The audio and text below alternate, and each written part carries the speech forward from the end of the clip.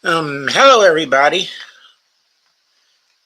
This is Empowering Democracy, and I'm your host, Joe Firestone. I don't know whether Dee Pierce will be joining us tonight, okay, or not. Uh, I think she's trying to take the night off, so I think it will be just me tonight. What I wanted to do, since this is a Dump the Corruption show, was to review the argument for dumping the corruption, okay, once again. Of course, I'd done a formal presentation for that.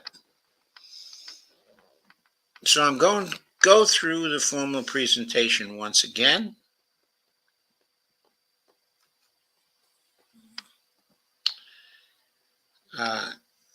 I'm going to have slightly different perspectives on some of it because these things always change. I think that's a good thing. So I'm going to get it up on the screen. It's in the form of a PowerPoint presentation. And there I am. And there is the Dump the Corruption presentation. Okay, please excuse the explosiveness of the background. I personally like it, but I'm not sure it's going to be to everybody's taste. So, here are some of the major points.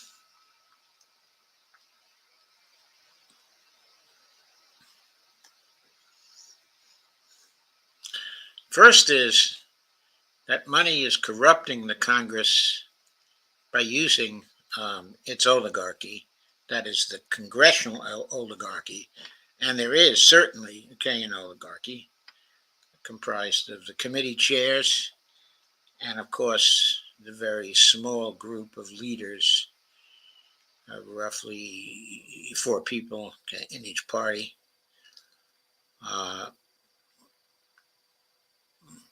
So what the money is doing, or what the donors are doing, is to use the oligarchy in Congress to stop the passage of bills that would benefit the people of the United States. So we need a quick way for voters to get it out. Hashtag dump the corruption is the way to do it because it breaks the oligarchy in Congress. I'm going to go over those points. I'm also going to go over the advantages of dump the corruption. I'm going to go over what I see as the disadvantages and the objections to dump the corruption. And I'm going to go over the fixes for the objections. Hope that makes sense to everybody.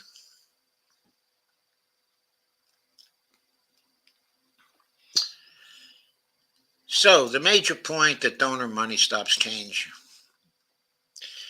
Big donor money from corporations, PACs, party committees, rich individuals, families, and groups is taken by all senators, by, well, I say most of the representatives here, but I haven't been able to find a representative yet. And I've examined in excess, the financial details in excess of 205 of them. I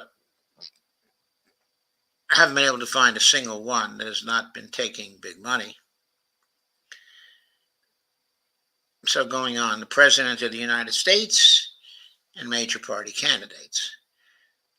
The money guarantees access to and very often has great influence on both incumbents and candidates running for office. That influence, when combined with key rules and procedures in both houses of Congress, prevents bills the donors are opposed to from getting to the floors of the House and Senate, and therefore from getting votes. Okay, and therefore those bills never get to the president's desk. These days, the president hardly has to veto anything because things the president doesn't like just doesn't get through the Congress. Yeah, that's the way it is. Together,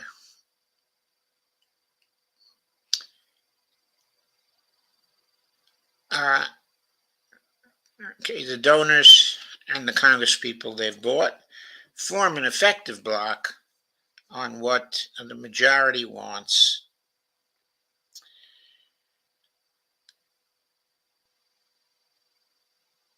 Let me get this a little bit. Form an effective bloc on what the majority wants becoming law and making the changes the country desperately needs. Hi there, Kay. Nice to see you.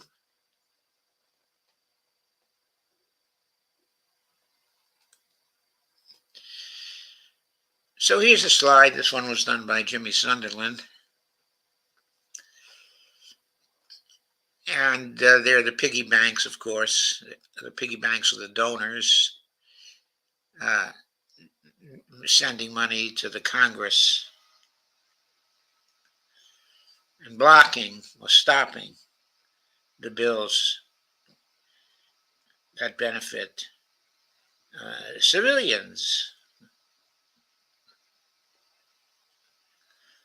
I would argue bills that benefit soldiers, okay, in the military, okay, as well. But that's another matter. So what are the ways of getting money out that we can imagine? Well,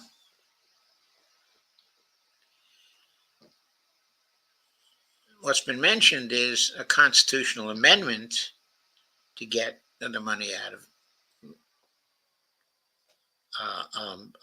politics.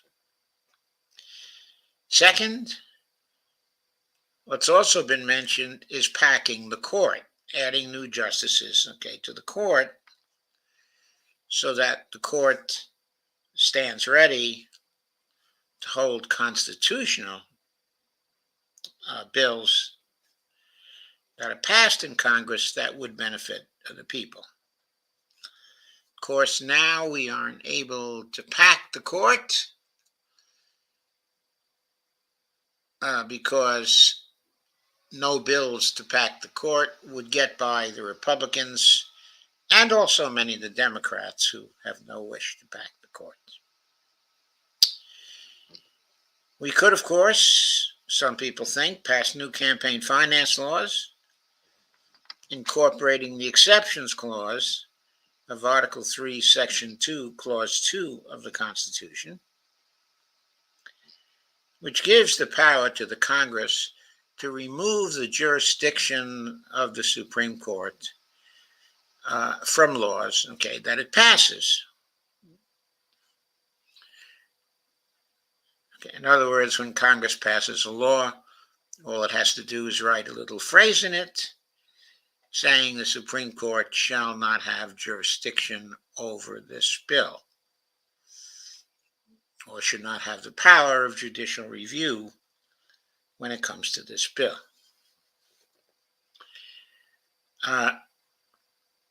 So these three ways of getting the money out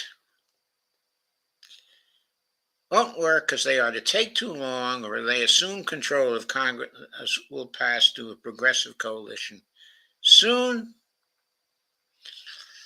So we need quicker ways, including continuous direct actions, creating enough fear in the oligarchy that it starts legislating for the future.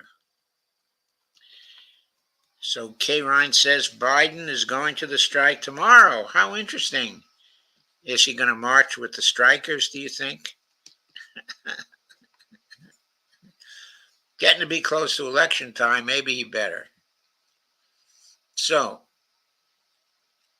we have to point out the Constitution has been amended 27 times, most recently in 1992. So it has not been amended in, what is that, 31 years. Why?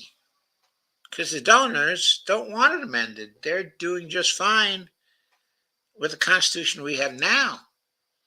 Insofar as they do want it amended, if they do want a constitutional convention, they would want one only to increase the control of the people with the big money.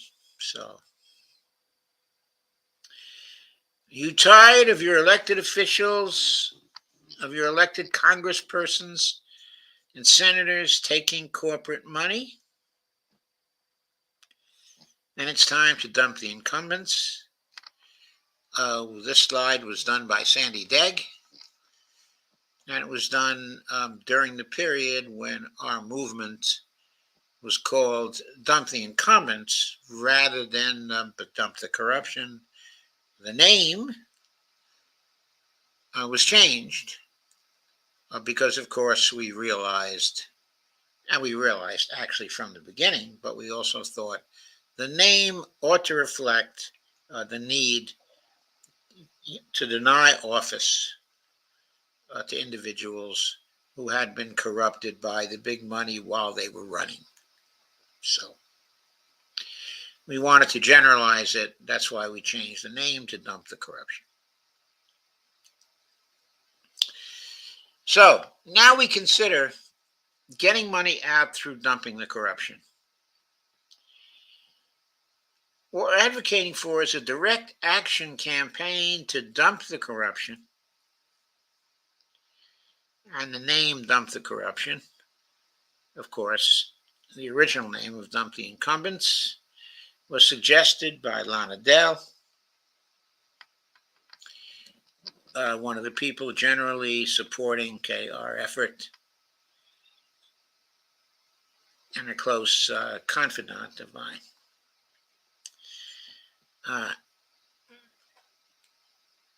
It's a simple idea. Campaign for the public to express its anger and its desire for change in the Congress and other lawmaking bodies.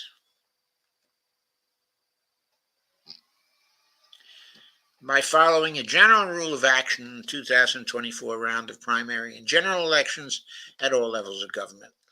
That rule is to vote against every candidate except those who won't take money from wealthy corporations or individuals or PACs, or party committees, and who will not repudiate support from super PACs. Such a campaign could replace a majority of the House in 2024 and serve notice on the rest that taking donor money is verboten. I have to mention here that such a campaign, if successful enough, could replace everyone in the House. Because so far our investigations indicate there isn't a single person who isn't taking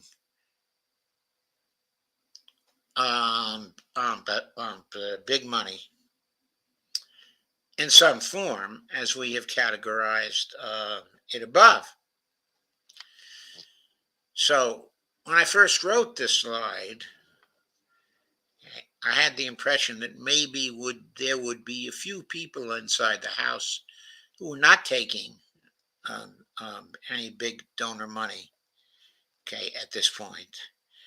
But the investigations of the financial facts of the various campaigns of all the people in office right now indicate that everybody we looked at has been taking big donor money. And there's no reason to believe that the people we haven't looked at would also not have taken big donor money. So, okay, I should also add that such campaign could replace state legislators all over the country, local mayors and city council members, okay, all over the country. It could also replace 1/3 of the Senate in 2024 because 1/3 of it is running, okay, for reelection, or 1/3 of it is made up of open seats. So I'm not sure whether it would be 33 or 34, but 33 or 34 senators could be replaced with people who are not taking big donor money. Here, once again, is the rule that we want people to follow in the primary elections of 2024, in the general election of 2024, in the elections for president, in the elections for the House, the elections for the Senate, all state, okay, and local elections, every election. And here's the rule: vote against every candidate except those who won't take money from wealthy corporations, individuals, PACs, or party committees, and who repudiates all super PAC support.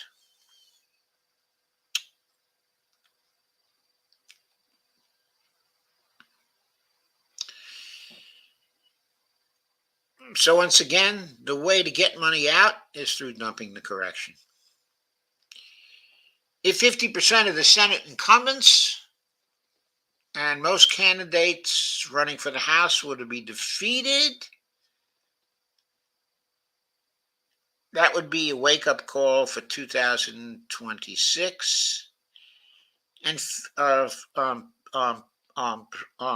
also future elections.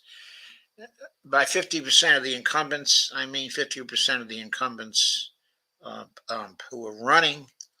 So that means if there were a defeat of, let's say, 16 senators or 17 senators in 2024, even that would be a wake-up call for 2026 and going forward.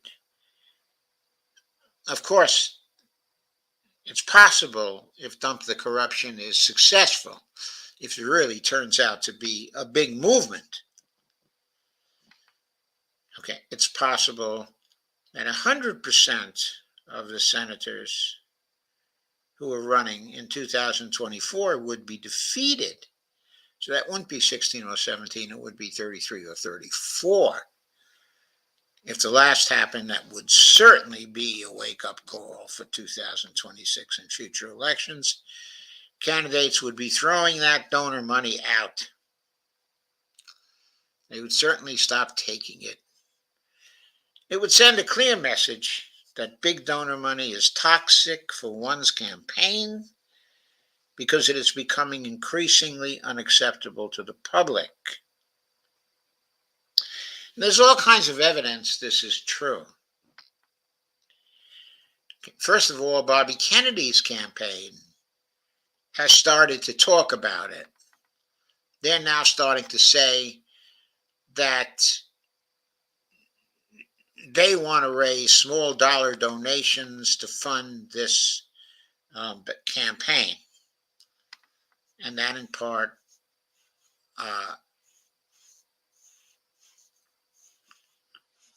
is just something they've started talking about. When they started this campaign, they weren't really going for a ground game. They were going for big donor money. And the excuse was, we don't want to bring a knife to a gunfight. Okay. Now they seem to be saying maybe the big donor money has not been flowing in at the pace they want it to flow in. So now they're starting to emphasize a small donor campaign. And I got an email just this week uh, asking me to join committees that would be running the small donor campaign. Uh,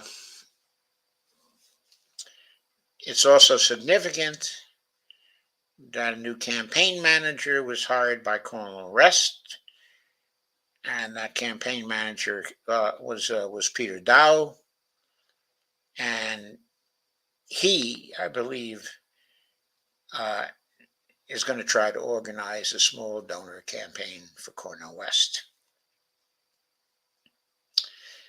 Anyway, the same message would be sent at all levels of government when the new group of incumbents took office in 2025. All would be on notice that oligarchy in Congress was ending. Many of the old guard committee chairs would have been defeated. A new House leadership team would be in charge that would not have been bought. Almost certainly, Hakeem Jeffries would be gone. Catherine Clark uh, would also be gone. Uh, the old rulers of Congress, specifically Nancy Pelosi, would be gone, and her leadership team, Steny Hoyer, of course, uh, and the others, would also be gone. So the new incumbents, the victorious incumbents who were elected because they weren't taking any donor money, would then be selecting a new leadership team that would not be beholden to big money. And that leadership team would have been made very, very aware of why they were elected. One of the reasons being that they weren't taking any donor money, that they better see to it that they do not start. Most of the new senators would be for getting rid of the filibuster, and it's likely that a shocked and humbled Senate would end it on the first day of the new Congress.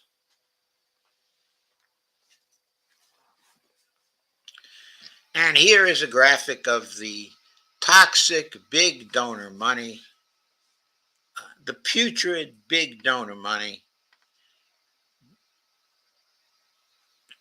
And the point here is this is going to become toxic to the candidates. Right now, it's toxic to us. But if we dump the corruption, if we follow the rule, it's going to be toxic to those candidates who are running with the big donor money.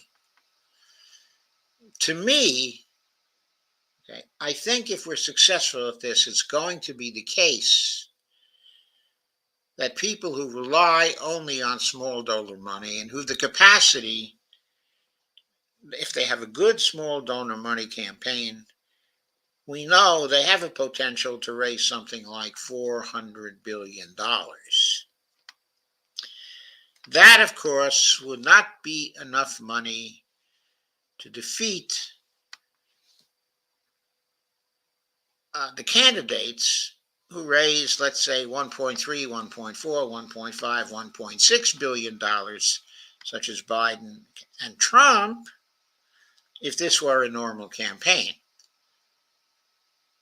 But if people are voting against those taking the big donor money, $400 billion should be plenty of money then to handle the likes of Biden and Trump and any other candidates running with. The toxicity of the big donor money would then be an equalizer for candidates such as Cornel West, who is probably not taking big donor money even from the beginning, and perhaps also Robert F. Kennedy, if he stops taking the big donor money at this point. And I don't want to leave out also specifically Marianne Williamson, who may have been taking a little bit of the big donor money to start with, but if she sees a campaign like this becoming successful, I'm sure she will be happy to forego any big donor money, because I really think she's kind of a small donor chick. Anyway, here are some of the advantages. Quick shock and disruption. Compared to other methods of getting change, this one, strengthened and fueled by an array of continuous, policy-oriented, direct actions of other kinds. For example, strikes, like the General Motors strike, but also perhaps along with general strikes, promises to be much quicker than other methods of seeking change. And quick is what we need, since we probably have only 2 or 3 years to get on top of the climate emergency. And of course, we need Medicare for all yesterday.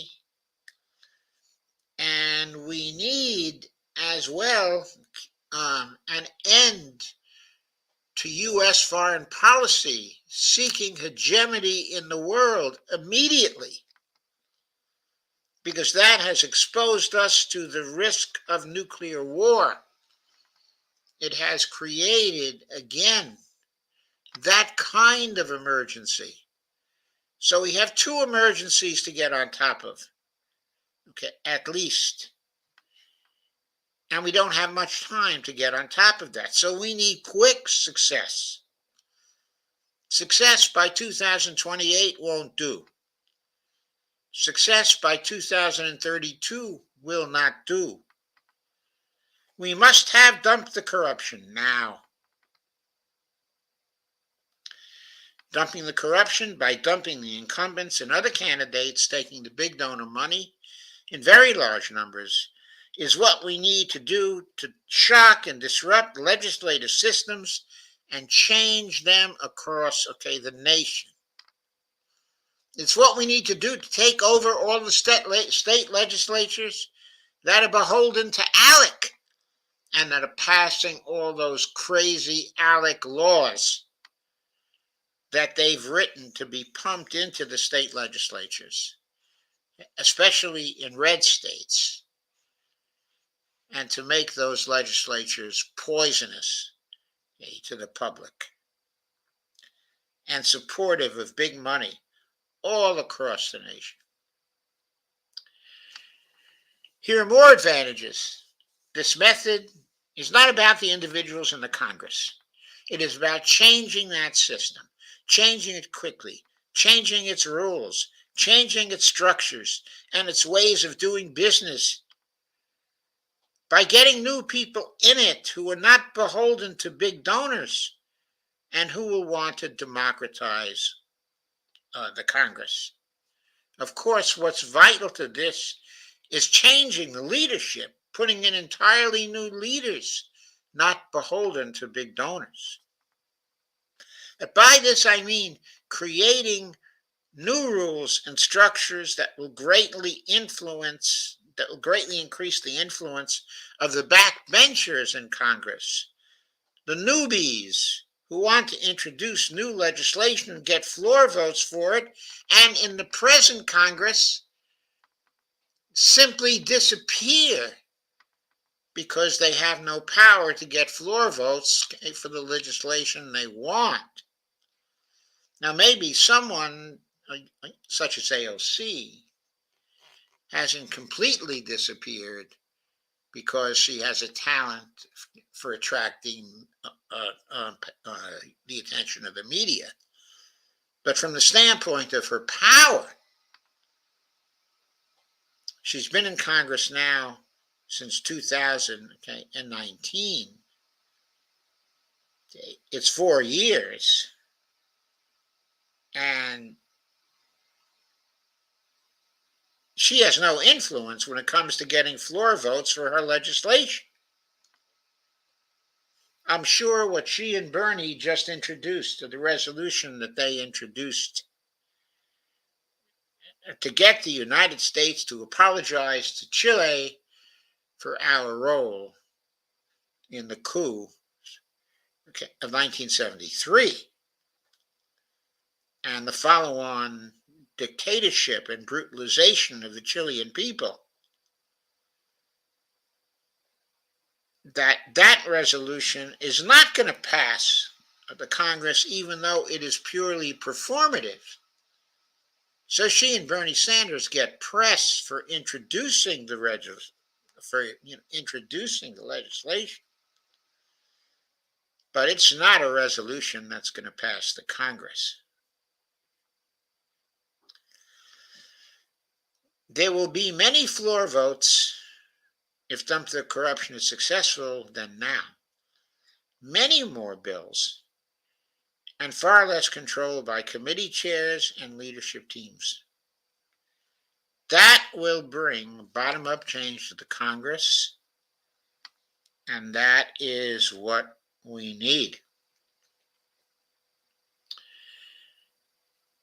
The Dump the Corruption campaign could also bring bottom-up change to presidential re-elections. Right now, the Democratic Party rigs its primaries to ensure that its nominees for president and vice president are its sitting incumbents. And don't you see, that's what's going on right now with the Democratic Party. We saw it in 2020. We saw them rig the 2016 primary against Bernie Sanders. We saw the same in 2020. And now we're seeing the same with respect to the candidacies of Robert F. Kennedy, and Marianne Williamson. Both of them are getting rigged out of the race.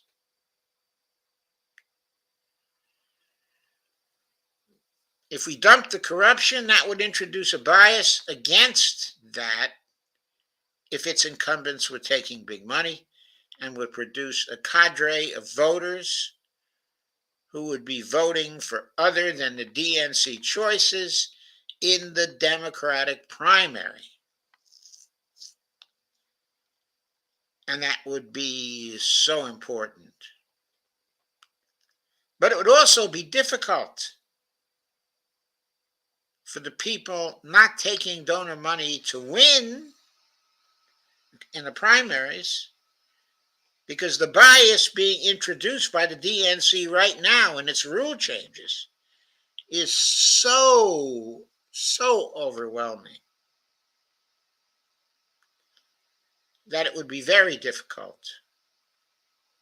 given the new rule changes, for anybody to overcome. But it would be possible if by the time the primaries arrive, we were a unified, Dump the Corruption was a unified and nationwide movement determined to overcome the oligarchies that runs, the Democratic Party. Since Republican and Democratic choices would be equally bad from the big money point of view, the way would be more open to third-party candidates in the general election and insurgent choices in the primaries. I'll say even further, the way would not only be more open, but undoubtedly third-party candidates would win in many of these races because they are the people not taking any big donor money. In many cases, not even being offered the big donor money. I'm not worried that people who win because they're not, but not offered big donor money, would then come into office and take the big donor money, because they would have the example of 2024 of what happens to people who are taking the big donor money. And that example would mean they wouldn't dare to take it. It would be out of politics. There's another advantage, as we just said, giving third parties a chance. Polling shows many Americans are unhappy with the two-party system. Ranked choice voting is becoming more popular to change that situation. But dump the corruption will open up opportunities for third-party candidates in 2024. For voters who are left of center, a Democratic incumbent who has won a primary means that they will have a difficult choice in the general election.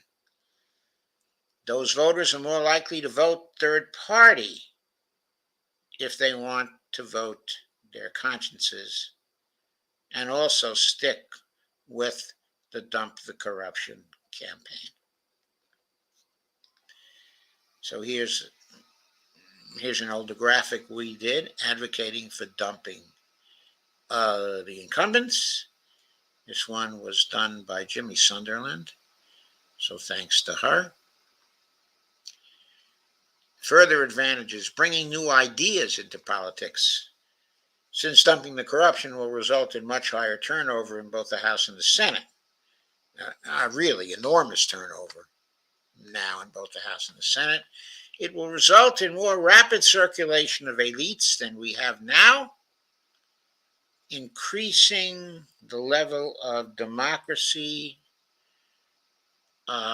in the Congress and the likelihood that new ideas will surface there. More people will run for Congress since incumbency will no longer provide the advantage it does now, increasing the likelihood that new ideas will appear, and other things being equal, that Congress will be better at problem solving and more adaptive to change. The United States has been the world's maladaptive giant. We can end that now. That is to say, we can end that in 2025 when the new unbought people get into Congress.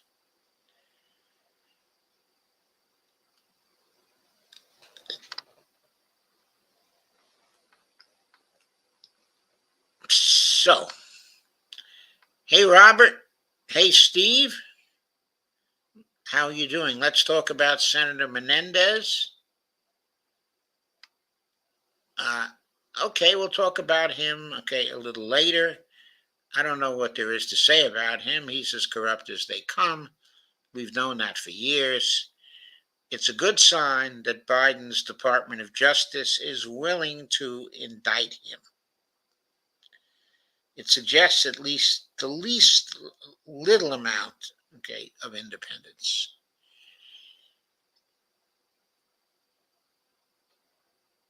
But I'm going to go back to the main discussion, at this point.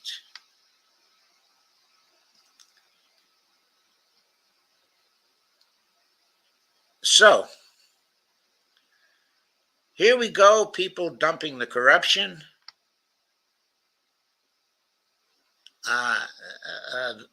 That, of course, is Nancy Pelosi. I believe that is Joe Manchin. This is another the graphic that was done by Jimmy Sunderland. Very expressive of the dump the corruption idea. So now we get to disadvantages and objections. Defeating legislatures who don't take big donor money, cutting short the careers of good congressmen and senators who do take money from wealthy donors but who are unbought, throwing expertise out along with the people who have it. Leadership teams are disruptive, making it harder to do things. It won't work to bring change because close to equal numbers of both parties will be defeated, so party gridlock will remain. It won't work because too many voters will be afraid to take the risk of making the situation even worse.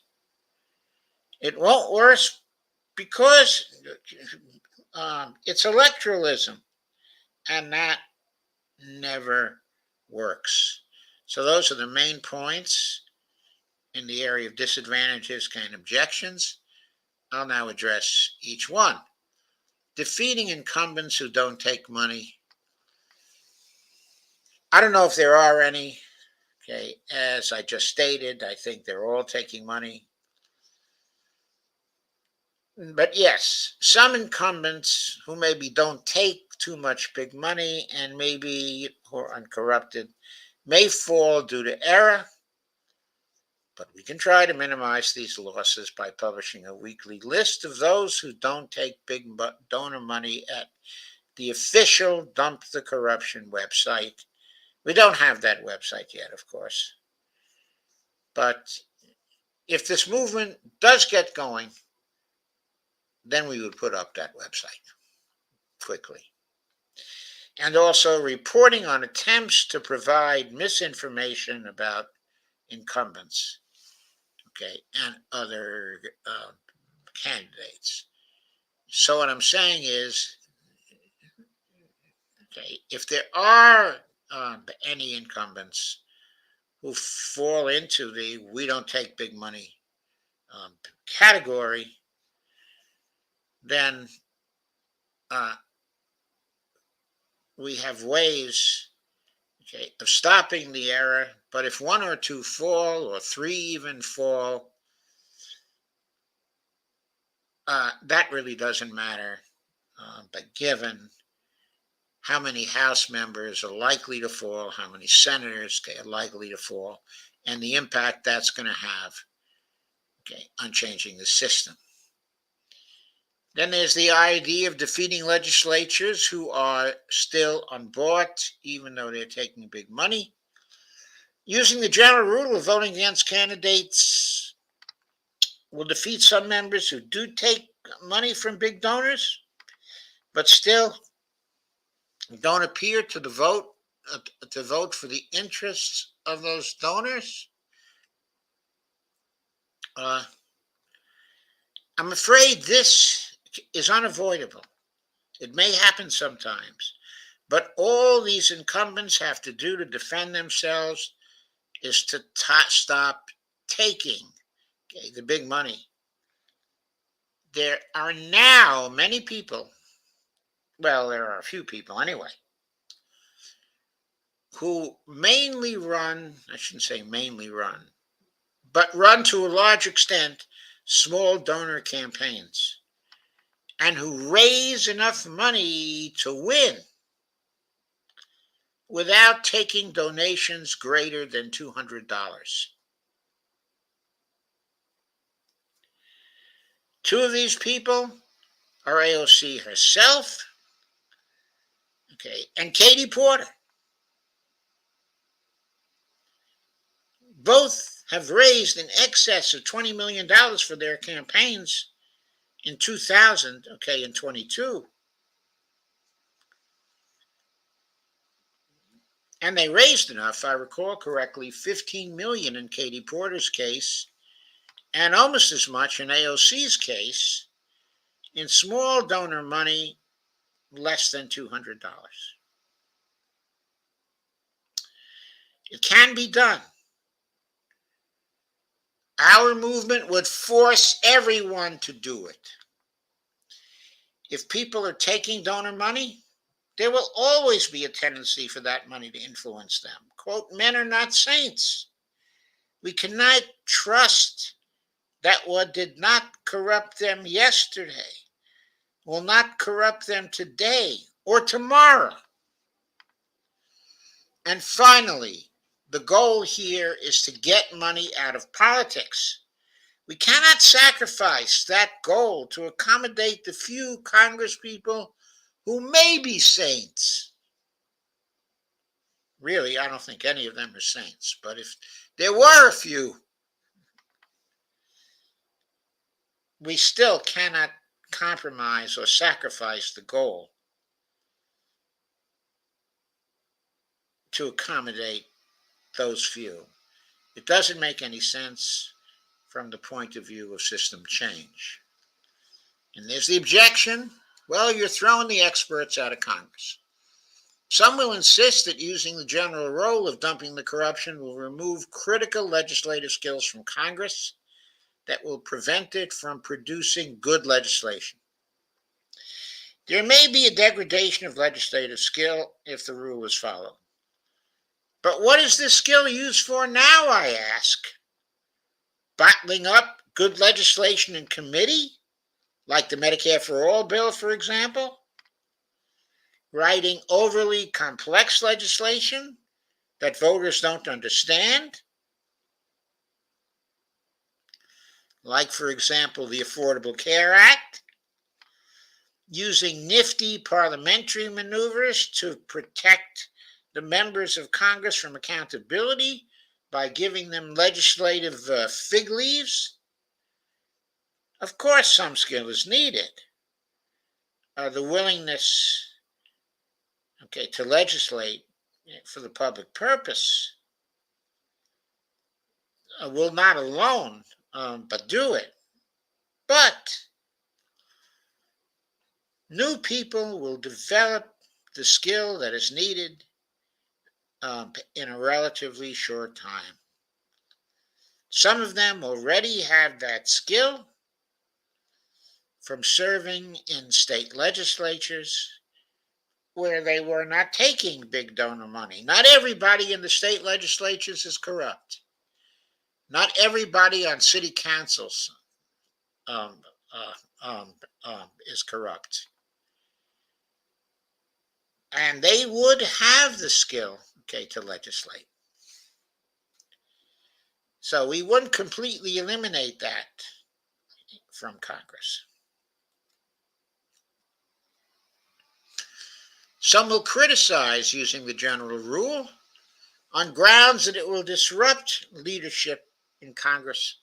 The most general reply to that is that disrupting leadership blocks and structures is a feature of the general rule. It is not a bug.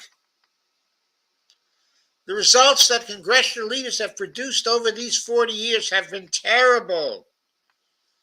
They have presided over the worst decline in equality in our history.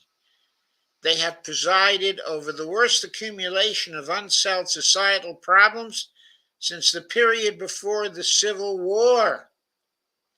I would add, they have also allowed our foreign policy to become one of pursuing hegemony over the international system, unilateral hegemony, repressing the governments of the rest of the world from having decisive influence in international affairs, failing to adapt to the emergence of a multipolar world in international relations.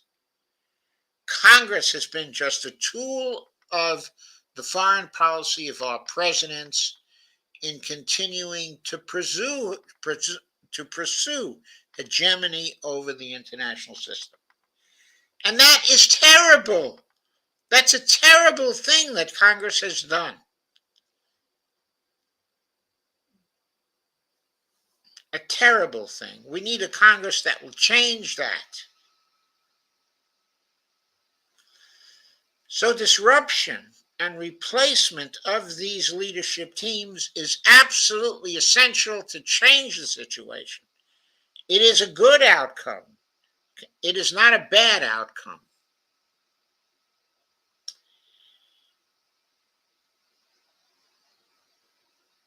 Before the Civil War, there was slavery in this country. Before the Civil War,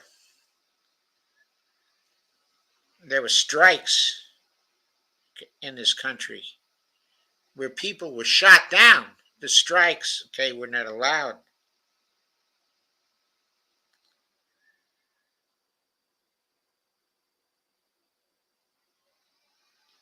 We had a country that was in disarray a very good part of the time. Before the Civil War was not an idyllic time in this country. The Civil War had results that in many ways were revolutionary. The revolution was unfortunately not properly consolidated, but still, the outcome of the Civil War was revolutionary in key ways. And our Dump the Corruption campaign could end up being just as revolutionary if we all get together and we all push it and we all stop pushing our individual pet issues. I know some of these issues are terribly important. Look, I'm wearing the red beret because I think Medicare for all is so important. I wear it all the time because I think Medicare for all is so important. But for the moment, I think we need to devote most of our energies to dump the corruption, because that will bring the changes we need to Congress to make it adaptive again.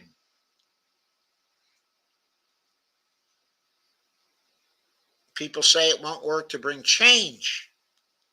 They say following the rule won't work to bring change because close to equal numbers of both parties will be defeated, so party gridlock will remain. This is not about party gridlock blocking change as much as it is about corporate money, individual wealth, creating party gridlock blocking legislation benefiting people. The change we need, the change that's primary, is getting the money out of Congress and elections for Congress and also the presidency, getting corporations out of politics, and getting individual wealth out of politics. Don't give it a disproportionate influence. I'm going to say something here that may appear radical, to many of you, but what I'm saying is even the money from people wealthy enough to give more than $200 contributions to campaigns should be gotten out, of politics. That gives people who can make contributions like that a disproportionate amount of influence. It gives the money they have a disproportionate amount uh, of influence. And we don't want that kind of influence inside a democracy, or at least we should not want it inside of a real democracy. Disrupting Congress by defeating large numbers of incumbents will bring rule changes, structural changes, democratization, and great policy changes to Congress. What we've had so far, has been gridlock. What we need is good government. This is another Jimmy Sunderland slide, if I recall correctly. People say it won't work because too many will fear making the situation worse. This fear comes from specific choices people must make, at election time. For example, we may have two major party non-incumbents running in a primary who are taking big money. They're both taking big money. And there are no other candidates. What should we do?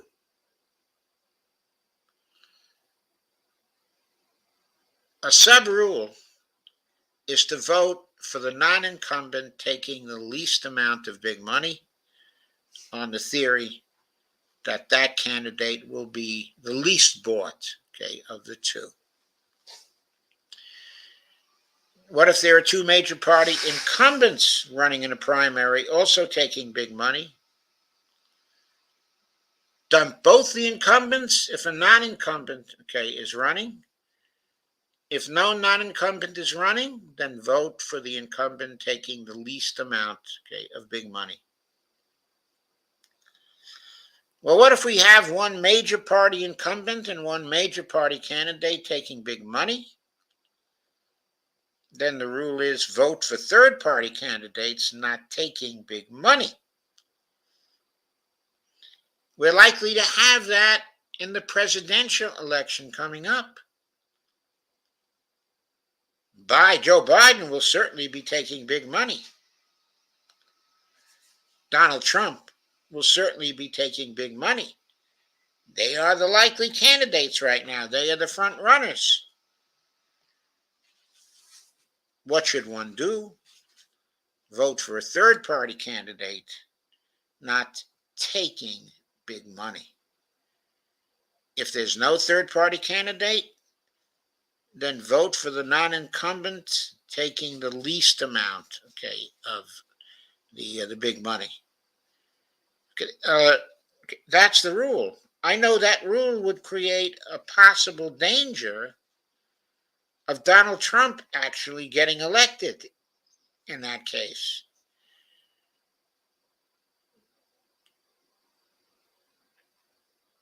Because Joe Biden proved a very successful fundraiser in his run for president. I think in 2020, he got more money than Trump. That might happen again in 2024, but I really doubt that that will happen again in 2024 if the Dump the Corruption movement is growing and looks very powerful.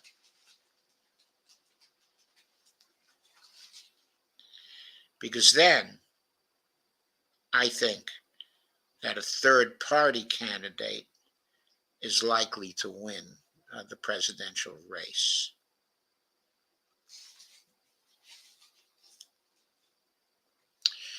And then finally, the final objection, it won't work because electoralism. Relying on electoralism doesn't work is the objection when we look at history. We see that every significant change is motivated by movements and collective direct action of various kinds. However, I think electoralism does work in some contexts, but not in others. For example, electoralism supplemented by direct action has worked all over Western and Northern Europe, Canada, Australia, and New Zealand to produce strong social safety nets and welfare states with much greater economic equality and happiness than we have here in the United States. I think this conclusion is amply justified by polling data in all of these nations. So why has electoralism not been successful here in the United States? It's been largely ineffective because the conditions for its success, mass movements using frequent direct action, strong unions, fair, unrigged elections, much greater levels of equality, and legislatures that legislate for the people have been undermined by the power of money in politics. Our country is unique in terms of the power of big money, okay, in politics, at least in recent years.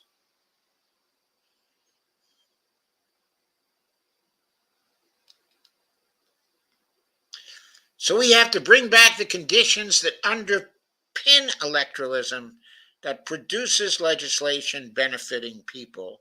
We have to make electoralism successful. We can do that through mass movements demanding different forms of justice, using a variety of direct actions ranging from minor protest actions to general strikes. The key here is to increasingly disrupt economic systems that work for the wealthy, but not for anyone else, while aligning with and restoring our unions. But second, to make electoralism work, we need to bring mass movements and direct action to the election system itself. Dump the corruption needs to be a mass movement and needs to have direct action to organize people. That's what hashtag dump the corruption will do. It is not an example of electoralism.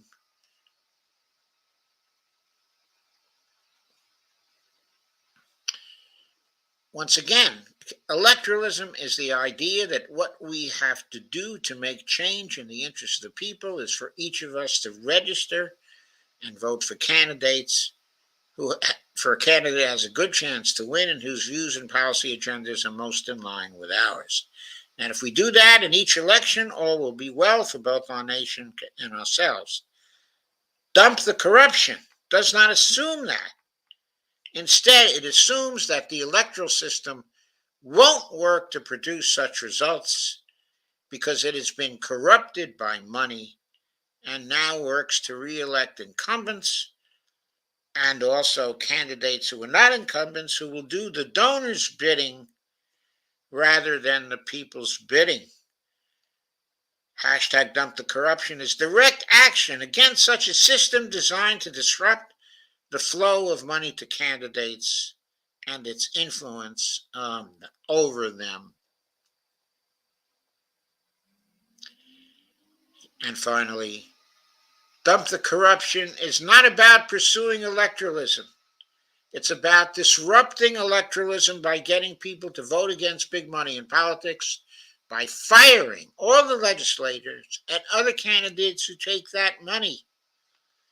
It is about making that money and its influence over incumbents toxic to both incumbents and big money challengers, so that money will be driven out of politics by voters to be replaced by the demands of people expressed through mass movements, protest activities, general strikes, unions, alternative media, and people's pressure campaigns on legislators across the board. It is about creating the primacy of bottom-up politics in America.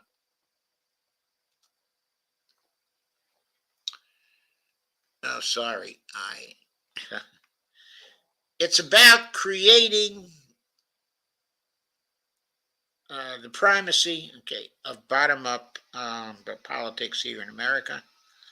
Yeah, let me get that back.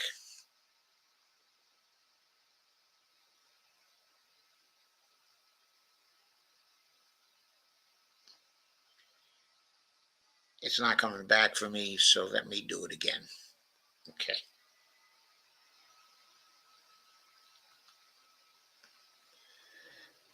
It's about creating the primacy of bottom-up politics in America and the end of political oligarchy.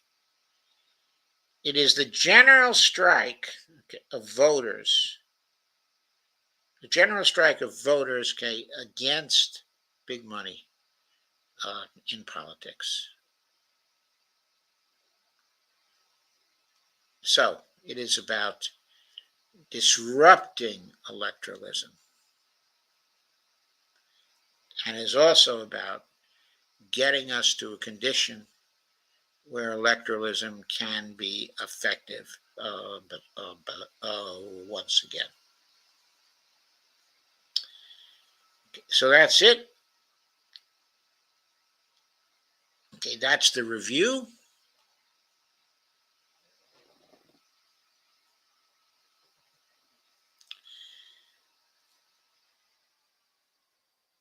So getting past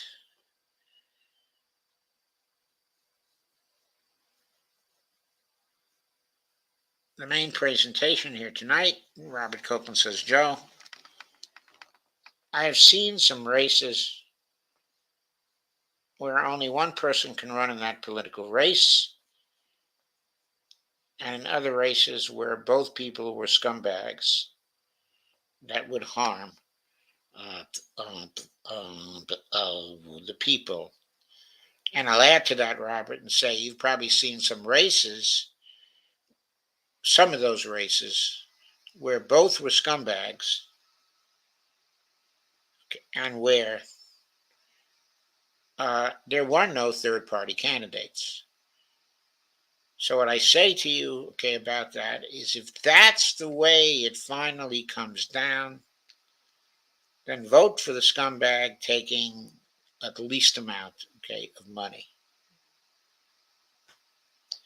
But, okay, I would also say that if we make Dump the Corruption a successful movement over a period, okay, of time, if over the next 3, 4 months we make this a big movement, by the time of the first of the primaries,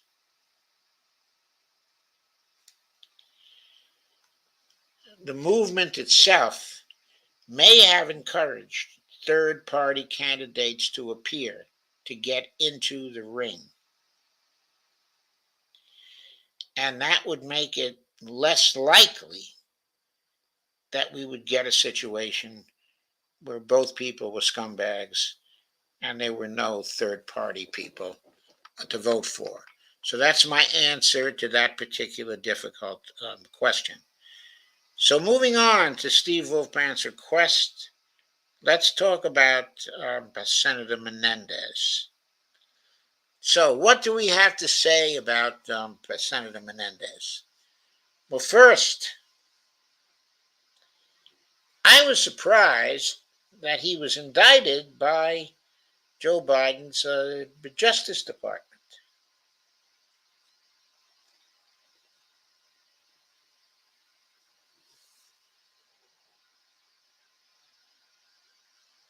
So to me, that was a good sign that there's some sort of minimal level of integrity still present, okay, in the Department of Justice, okay, on a nonpartisan basis.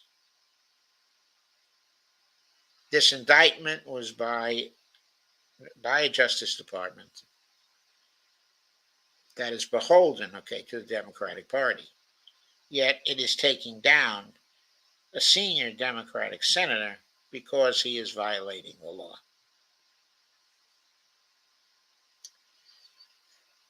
Well, let's see what happens. Let's see how they follow through with this particular indictment.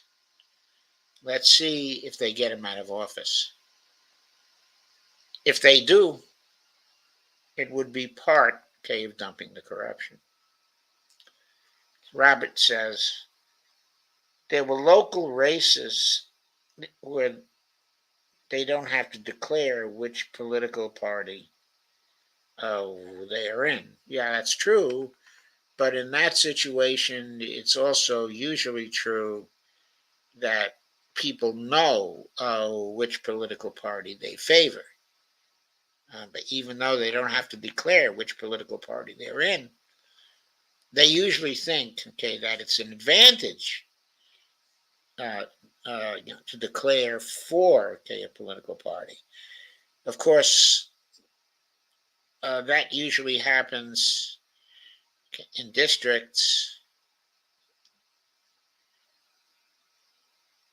where there's a dominant party and a person running who favors the other party, who's a member of the other party, doesn't want to declare that they're favorable to the other party.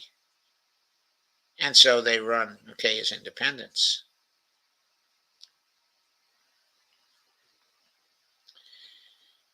Okay, but if the Republican Party is dominant in a particular area, then usually a candidate who favors the Republican Party will not fail to declare that he or she, okay, is a Republican.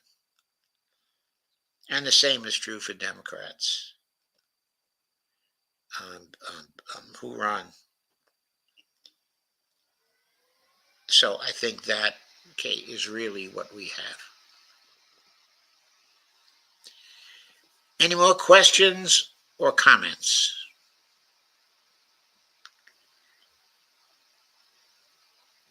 Okay, if not, I've said what I have to say tonight. I was hoping for a few objections that go beyond what I've treated here. To address UK, yeah, there was no D tonight. I think they wanted, okay, that D wanted a night off. And she certainly deserves one. So she took it.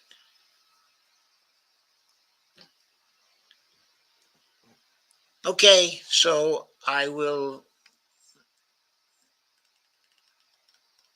Okay, I will see if there are any new objections. Okay, says, okay, guys, I'm out of here. Okay, I love you for tonight. I love you all. Thank you, Kay. We love you too. Okay, any other things to add? I will wait about a minute, and if there are none, then I will bid you a good night. And also tell you that I may be back at some point over the weekend with D, but I won't have a show of my own until this coming Tuesday, when I'll be doing an international relations show.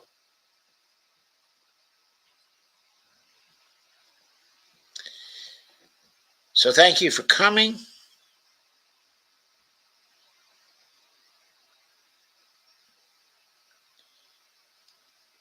And I think it is time to say goodnight. Although I wonder if Andy Candy has entered in the last few minutes.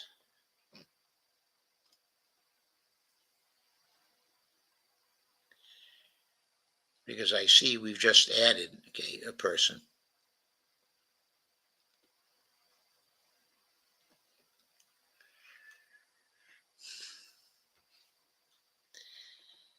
Okay, it seems like we've done for tonight. I've had my say, you've had your say. And so I'll probably see you once over the weekend. And if the creeks don't ride, as they say, yes, Andy Candy is here. She says, yes, hi. Hi, Andy. I know you generally arrive at 10 o'clock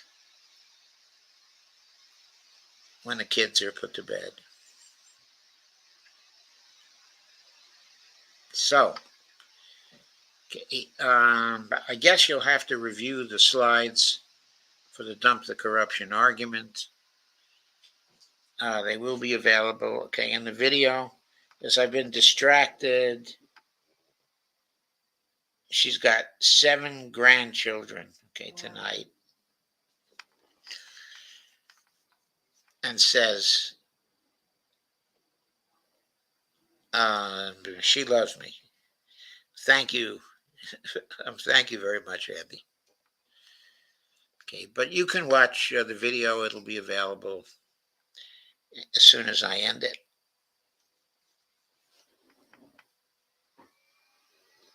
She says, great slides. We'll catch up ASAP. Okay, thanks.